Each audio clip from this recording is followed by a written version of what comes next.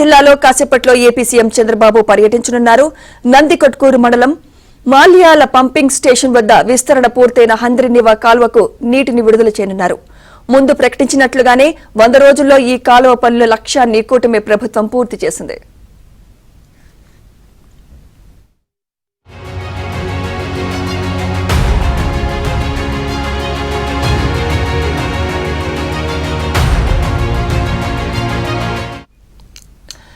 రాయలసీమ కళ, ఎన్టీఆర్ సంకల్పం హంద్రినివా. కృష్ణా జలాలు కరుసీమకు మళ్లించాలని ఆయన రూపకల్పన చేసిన ప్రాజెక్టుల్లో ఒకటి హంద్రినివా సుజల స్రవంతి ఎత్తిపోతల పథకం. ఉమ్మడి కర్నూలు, అనంతపురం, చిత్తూరు, కడప జిల్లాలో 6.05 లక్షల ఎకరాలకు సాగునీరు, 35 లక్షల జనాభాకు తాగునీరు అందించడం ఈ పథకం లక్ష్యం. పలు అవరోధాలను అధిగమించి 2012లో ట్రయల్ రన్ విజయవంతం చేశారు. అప్పటి నుంచి నీటిని ఎత్తిపోస్తున్నా పూర్తి సామర్థ్యం సంతరించుకోని పరిస్థితి ఉంది. కూటమి ప్రభుత్వం వచ్చాక ప్రతిష్టాత్మకంగా విస్తరణ పనులు చేపట్టి 100 రోజుల్లో రికార్డు స్థాయిలో మట్టి లైనింగ్ పనులు పూర్తి చేశారు. నేడు సీఎం చంద్రబాబు మాల్యాల వద్ద జలహారతి ఇచ్చి రాయలసీమ జీవనాడి హంద్రినివా కాలువకు నీటిని విడుదల చేయనున్నారు. ఇదే ఊపుతో పిల్ల కాలువల నిర్మాణం కూడా పూర్తయితే ఎన్టీఆర్ కళ సంపూర్ణమైనట్టే.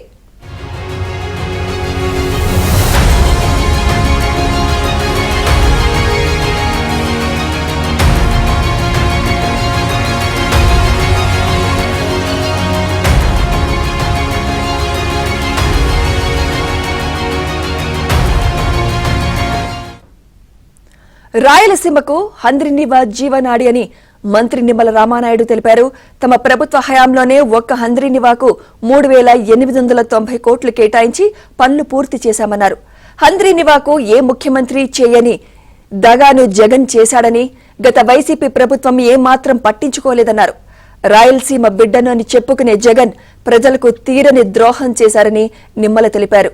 పోలవరం, బనకచెర్ల ప్రాజెక్టులు పూర్తయితే రాయలసీమ రతనాల సీమ అవుతుందని అంటున్న మంత్రి నిమ్మల రామానాయుడుతో మా ప్రతినిధి సుంకన్న ఫేస్ టు ఫేస్.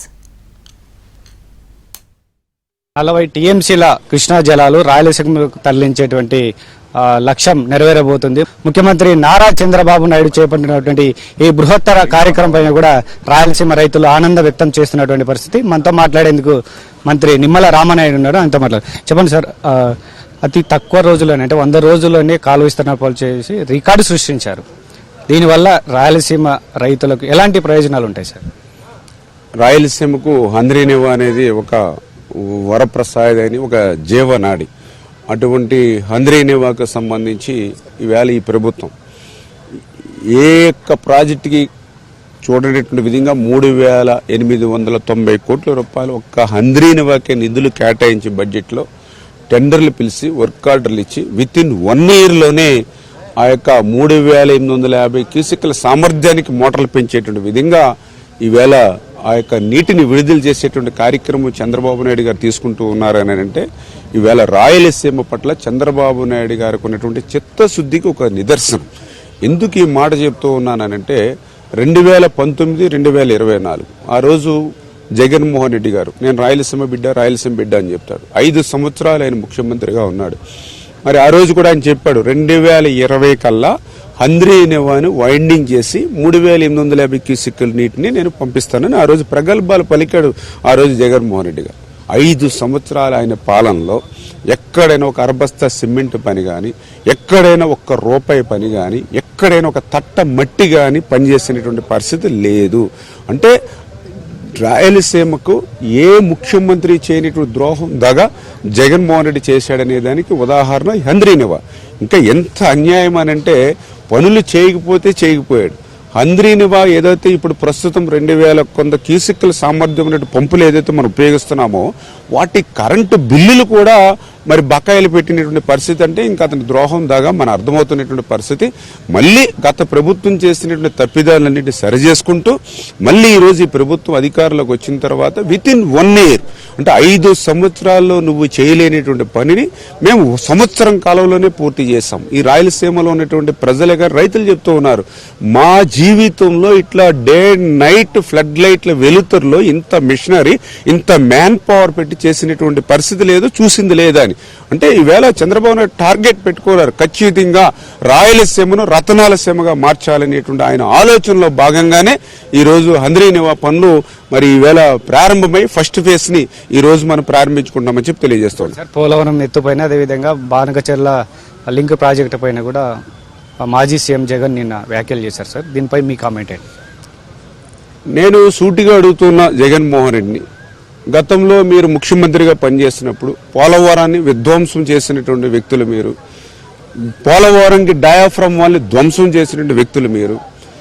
గత 5 సంవత్సరాల్లో మీరు పదే చెప్పారు పోలవరం ప్రాజెక్టు ఎవ్వరికీ అర్థం కాదు, మాకే అర్థం కాలేదు కాబట్టి పోలవరం ప్రాజెక్టు పూర్తి చేయడం సాధ్యం కాదు, పోలవరం ప్రాజెక్టుని ఇంకా మర్చిపోవడమే అనేటువంటి విధంగా, దాని మీద ప్రజలు ఆస్తులు వదులుకునేటువంటి విధంగా ఇంకా పోలవరాన్ని చూడలేము అనేటువంటి పరిస్థితులు కల్పించినటువంటి మాట వాస్తవమా కాదా? ఎప్పుడు పూర్తవుతుందో చెప్పలేమనేటువంటి మీకు ఈరోజు సమాధానం చంద్రబాబు నాయుడు గారు చెప్తూ ఉన్నారు. మీరు ధ్వంసం చేసినటువంటి డయాఫ్రమ్ వల్ల నిర్మాణం అవుతుంది రేపు 2025 డిసెంబర్ కల్లా పూర్తి చేసేటువంటి లక్ష్యంతో. మీరు ఎప్పుడు పూర్తవుదో పోలవరాన్ని మర్చిపోవడం అన్నటువంటి మీకు సమాధానం చంద్రబాబు నాయుడు గారు చెప్తూ ఉన్నారు. 2027 డిసెంబర్ కల్లా పోలవరం ప్రాజెక్టు పూర్తి చేస్తామని చెప్పి. మొత్తం మీద ఏదైతే 5 పాలనలో వైఎస్ జగన్ హంద్రీనివా అదేవిధంగా పోలవరం కూడా పూర్తిగా ధ్వంసం చేశారు. అయితే కూటమి ప్రభుత్వం అధికారంలోకి వచ్చిన తర్వాత రాయలసీమను రతనాల సీమ చేయాలనే లక్ష్యంతోనే కేవలం 100 రోజుల్లోనే హంద్రీనివా విస్తరణ పనులు పూర్తి చేశారు. పోలవరాన్ని కూడా నిర్దేశించిన గడువు ప్రకారం పూర్తి చేసి రాయలసీమను సస్యశ్యామలం చేస్తామని మంత్రి నిమ్మల రామనాయుడు చెప్తున్నటువంటి పరిస్థితి.